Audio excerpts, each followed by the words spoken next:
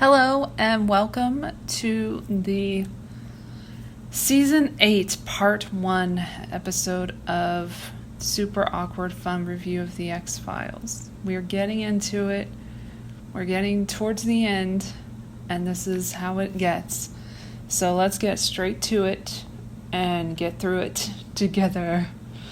Because you gotta take the good, you gotta take the bad, take them both, and there you have. That's a different show. Okay, so episode 1, Within, written by Chris Carter, directed by Kim Manners. Alien baby! Allegedly. Kirsch is back and he's going to help find Mulder, sure. He still doesn't believe in aliens, and Scully and Skinner know he doesn't want Mulder back. He has a new agent coming in, Agent John Doggett, my fave character. Just kidding. Scully is me here.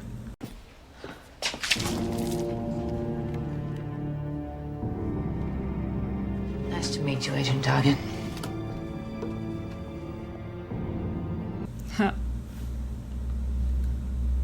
She's falling apart without her love and reaches out for her mother's help, only to find her phone's been tapped. She naturally blames Doggett.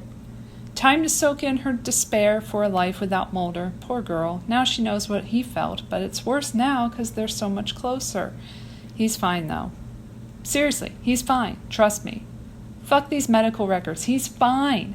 They really are trying to make us believe he's not, but he is, goddammit. No predictive programming in this episode, and it's slower paced than usual. Again, I will say he's fine. Oh, and Gibson Praise is back, since they finally remembered he was the key. He's fine. It'll be fine. Skinner and Scully are behind getting to Gibson because, of course, Doggett gets there first. Joke's on him because he yeets right out just to end up with... And that's Ep 1. Without, Episode 2. Chris Carter wrote it, directed by Kim Manners. He's still fine, and that wasn't him, says our girl. He's the alien bounty hunter, remember him? Hello, Brian Thompson. Good to see you again.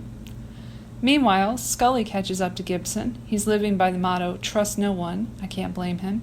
She's so close. They should all trust no one. Good thing she does. Welcome to the X-Files, Kirsch. And Doggett, who's officially replacing Mulder now. Oh, and he's still fine. This was a pretty good second part to the premiere, which shows the depth of Scully's love for Mulder and the race to save Gibson from the aliens. Could be a top 5 contender. As for finding Mulder, let's all have some. Episode 3, Patience. Written by Chris Carter, directed by Chris Carter. He's fine, Scully, don't worry. She's officially working with Doggett now, and since he's not a character I enjoy much, and most people don't enjoy much, we'll keep parts with him to a minimum. But seeing as he's heavily featured in this season, I'll have shorter reviews going forward.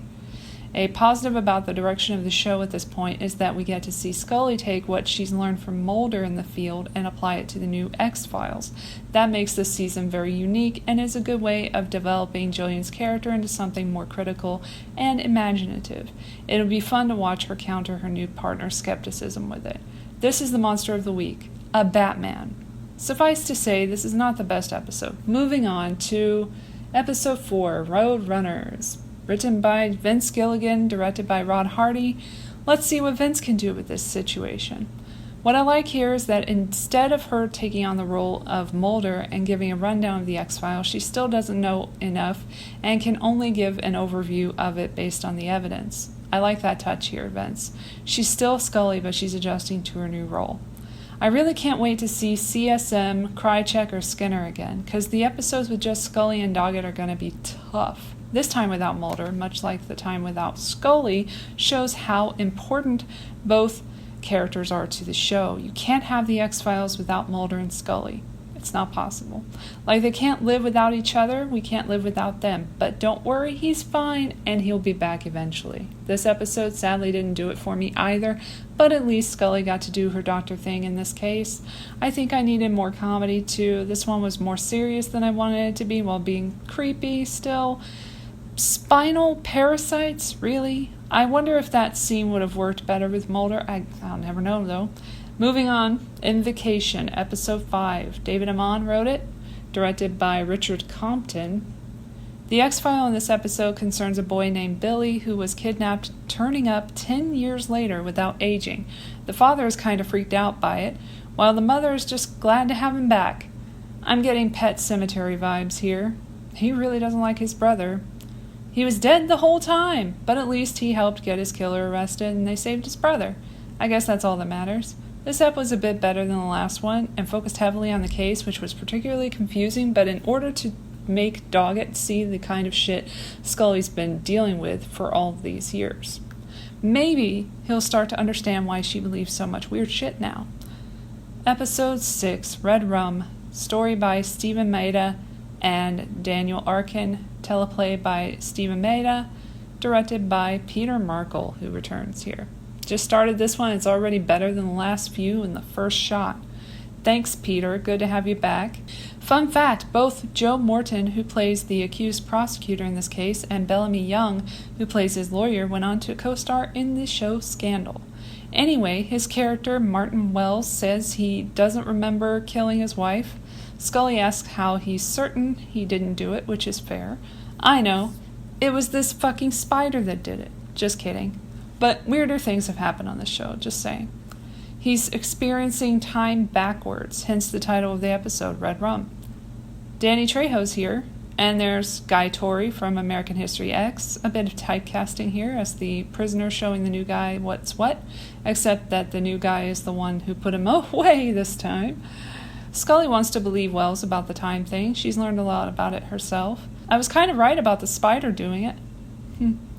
This is definitely the best Mulderless episode so far, mostly because the main focus is the X-File, which is interesting. The directing is top-notch, as are the performances. We have another top 5 contender here. Via Negativa, episode 7. Frank Spotnitz wrote it. Directing it is Tony Warmby. Scully has to stay in the hospital because of a problem with her pregnancy. That's a good way to get rid of her. I guess they're going to test the chemistry of Skinner and Doggett now. Not any better than the agents. Give it up now. This isn't working. This is the most difficult season to get into, and it's clear that Mulder is far more important to the show than the writers thought. Bringing back Kirsch was also a bad idea. We need more Skinner, less Kirsch, and Doggett. Anyway, there's a cult in this episode, same show we've seen before, but with dreams and reality blurring, which is the main concept. At least we see these guys again, but it still doesn't feel right for me, and it was nice to hear them talk about the CIA again, at least. We'll see if we get something better in Episode 8, Shore Kill. Written by Greg Walker, directed by Terrence O'Hara. Looks like we do. A guy gets shot by a surprisingly good shot on a roof into a jail cell. Pretty crazy shit. Scully's back on the case, which I'm happy about. I also appreciate more time on the case and the characters surrounding it. They should have the spotlight. That's a cool shot.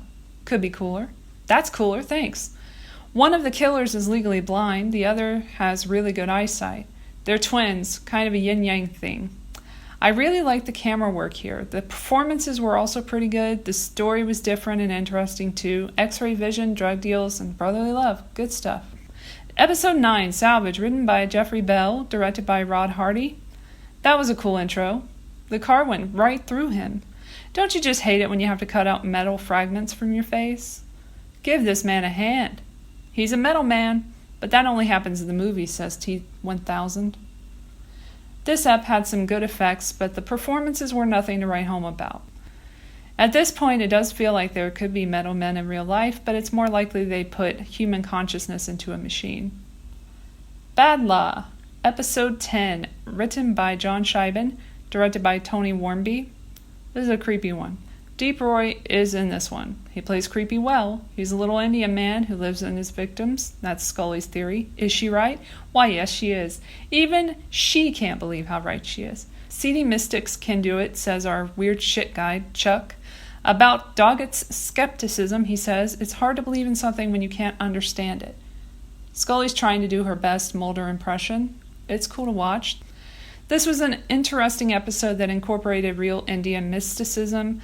DeBroy killed it without saying one word. He's good at that.